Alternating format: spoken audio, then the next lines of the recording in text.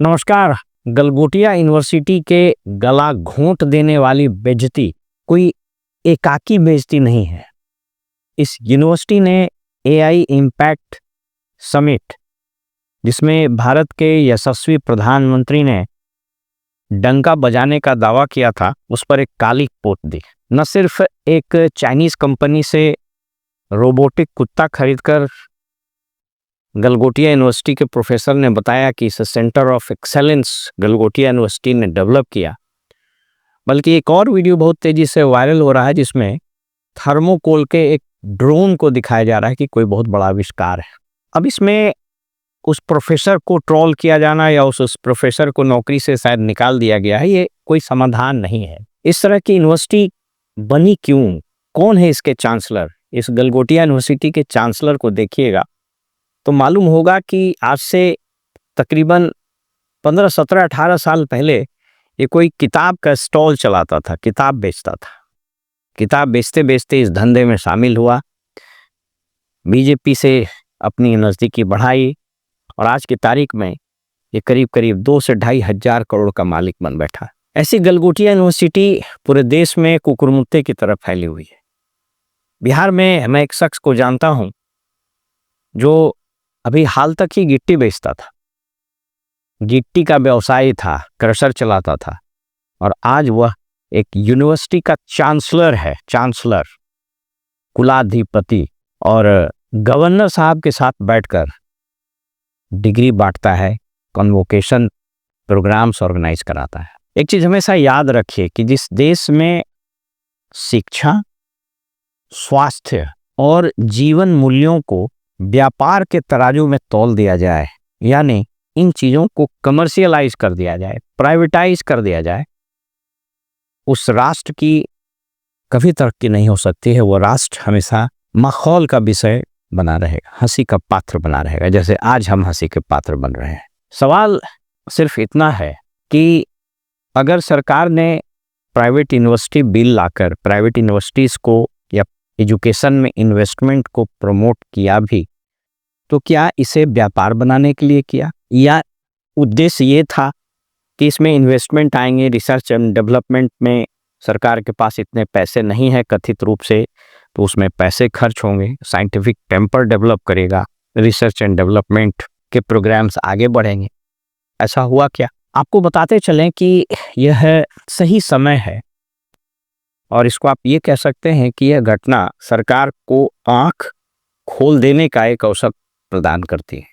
It is an eye opener for the government, चाहे वो राज्य सरकार हो या केंद्र सरकार हो, या जो संबंधित प्राधिकार हो, मिनिस्ट्री हो। इस घटना से सबक सीखते हुए 4 स्टेप तत्काल उठाना चाहिए। पहले तो इस गलगोटिया यूनिवर्सिटी के संबंध में स्टेप उठाना चाहिए। नंबर 1 कि जितने बच्चे अभी पढ़ रहे हैं या जितने कोर्सेज अभी शुरू हो गए हैं, उसको छोड़कर तत्काल प्रभाव से गलगोटिया यूनिवर्सिटी के किसी भी प्रोग्राम में किसी भी प्रकार के एडमिशन पर तुरंत रोक लगा देनी चाहिए, विथ इमीडिएट इफेक्ट। और इसमें दलाली नहीं हो कि सुनील गलगोटिया से फिर election bond type, electoral bond type चंदा लीजिए और चालू कर दीजिए। इसको तत्काल प्रभाव से इसके सभी प्रवेश पर रोक लगा दीजिए। उन बच्चों के भविष्य से खिलवाड़ नहीं हो, चाहे जैसे वो एडमिशन ले लिए, वे बच्चे हमारे और आप ही के बच्चे हैं। यद्यपि इस तरह की यूनिवर्सिटी में पढ़ने वाले बच्चे के माँ बाप सामान्य तौर पर वेल ऑफ ही रहते हैं, फिर भी वो किसी के बच्चे हों तो फर्दर एडमिशन पर रोक लग जाए। नंबर 2, इस पूरे यूनिवर्सिटी को सरकार टेक ओवर कर ले और इसके पास जितना पैसा जमा है उससे ये कोर्स संचालित हो। जब ये बच्चे पास कर जाएं तो इस यूनिवर्सिटी को सरकार अपने इंफ्रास्ट्रक्चर में ले ले, इसको नेशनलाइज कर ले, क्योंकि इसने जो अंतर्राष्ट्रीय बेइज्जती की है भारत की, जो छवि धूमिल किया और भारतीयों को 140 करोड़ भारतीयों पर जो आज विदेशी मीडिया और चीन हंस रहा है, इसकी भरपाई करना इसी सुनील गलगोटिया की जवाबदेही है। और इस पर प्यूनिटिव एक्शन हो इस कथित चांसलर पर, ये कितना बड़ा विद्वान है।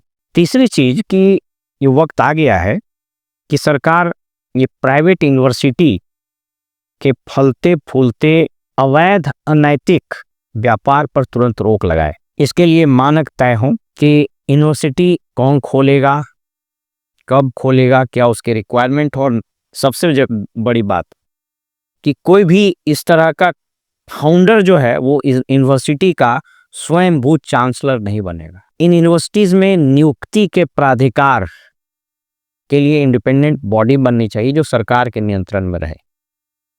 किसी न किसी को उठा के कहीं से प्रोफेसर बना दिया, वो नहीं होनी चाहिए।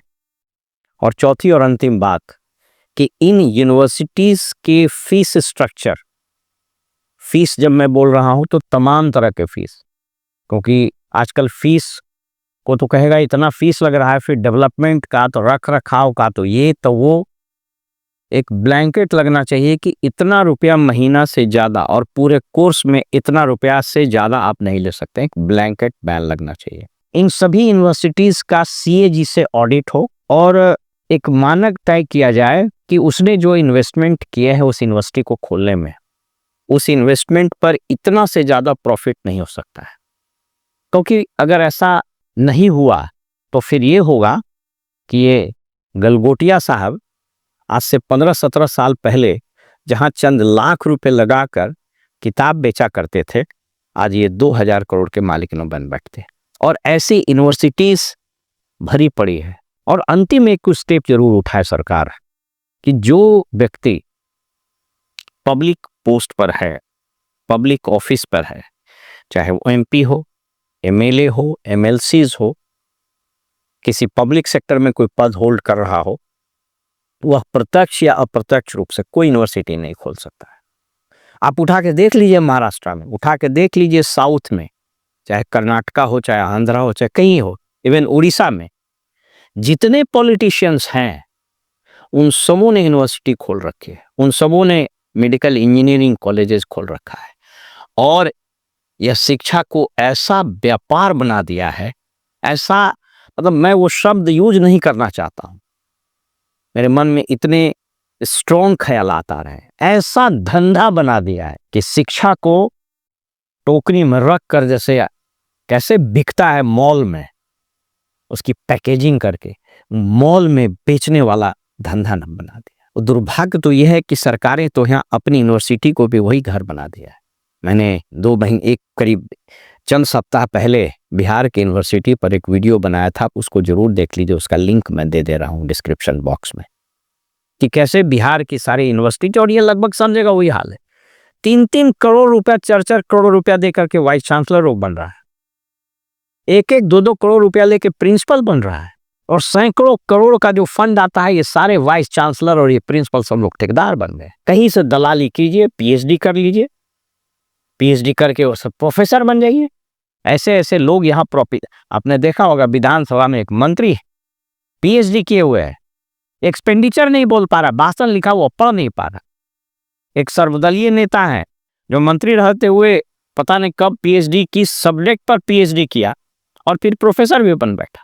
हमने विगत 2-3 दशकों में जो हालत की है शिक्षा का, कि ऐसा उपहास जो आज अंतर्राष्ट्रीय मंच पर हम लोगों का हुआ है, कहीं ऐसा न हो कि भारतीय छात्रों को न तो दूसरे देश में वीज़ा मिले और न दूसरे देश में नौकरी मिले।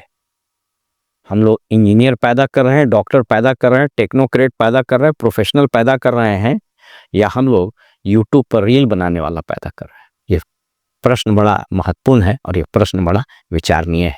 इसलिए याद रखिए कि गलगोटिया किसी यूनिवर्सिटी का नाम नहीं है।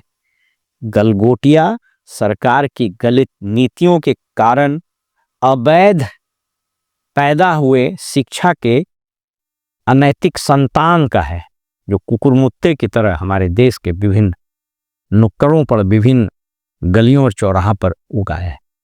इसको जड़ से उखाड़ कर फेंकने की जरूरत है। फिलहाल में इजाजत दीजिए और आप देखते रहिए वॉइस ऑफ रिपब्लिक। नमस्कार।